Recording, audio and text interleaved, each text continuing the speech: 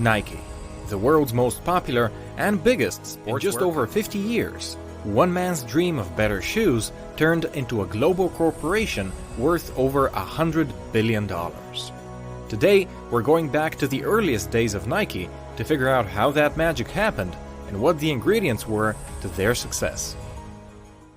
This video is brought to you by Audible, and the story you're gonna watch now is just one chapter in the awesome biography of Nike's creator, which you can listen to for free as part of your 30-day free trial of Audible if you register with the link in the description.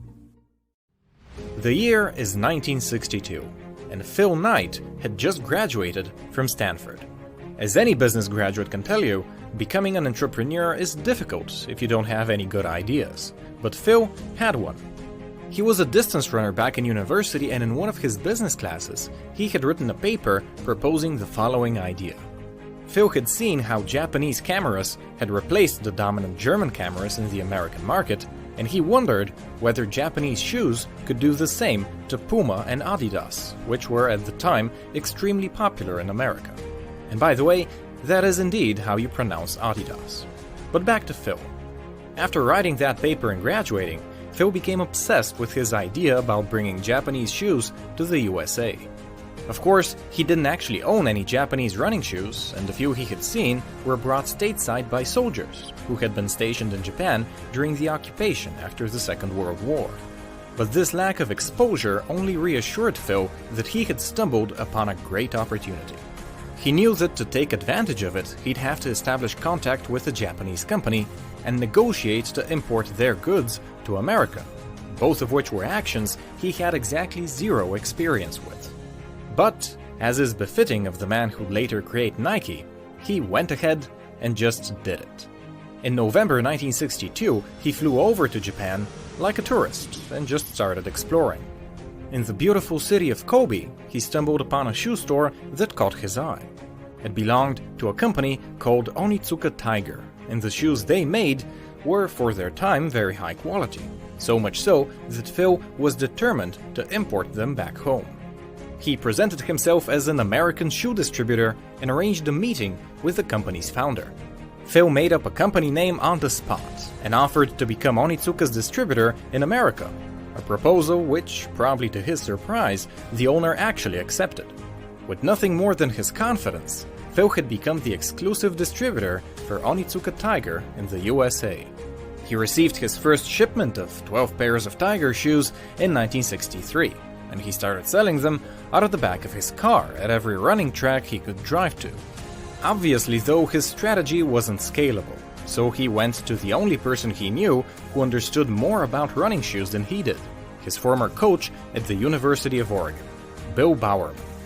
Now, Bill was easily one of the most famous coaches in America at the time.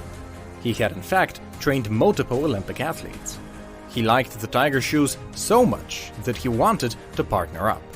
Thus, in January 1964, Bill and Phil incorporated Blue Ribbon Sports, each investing $500 into it. They spent all that money on their first order, which at $3.33 a pair amounted to 300 pairs of shoes. The shipment came through in April 1964, and thanks to Bill's connections, it was sold out by July. In their first year, BRS sold $8,000 worth of shoes, and with that money, Phil started hiring salesmen for his company. In 1965, their revenue had increased to $20,000, and pretty soon, they opened their very own store in Santa Monica. But while Phil was handling the business side of the operation, the actual innovation was coming from Bill. He was the guy who single-handedly brought jogging to America. In 1966, he wrote a book about it that sold over 1 million copies. And of course, his company was among the first to start marketing the Tiger shoes for jogging.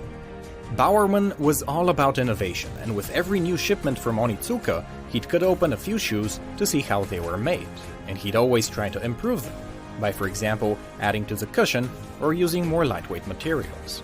He'd constantly send his notes to Japan requesting changes. He was effectively designing Onitsuka's shoes for them.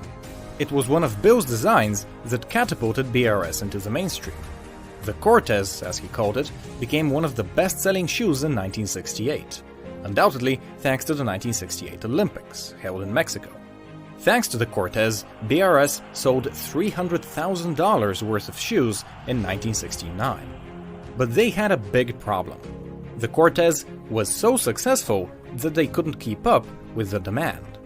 Every new shipment they received sold out faster than the one before, but Onitsuka kept sending them at the same glacial pace.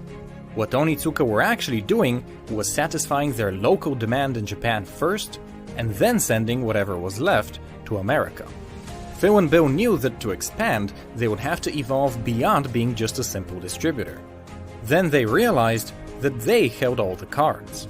The Cortez was Bowerman's design, so as soon as their contract with Onitsuka expired, they were free to start making it for themselves. Luckily for them, their contract would end in 1972, just before the Olympics in Munich. Thus, Phil had plenty of time to prepare for his big move. In 1971, he started working on the branding. His first employee suggested calling the brand Nike, after the Greek goddess of victory.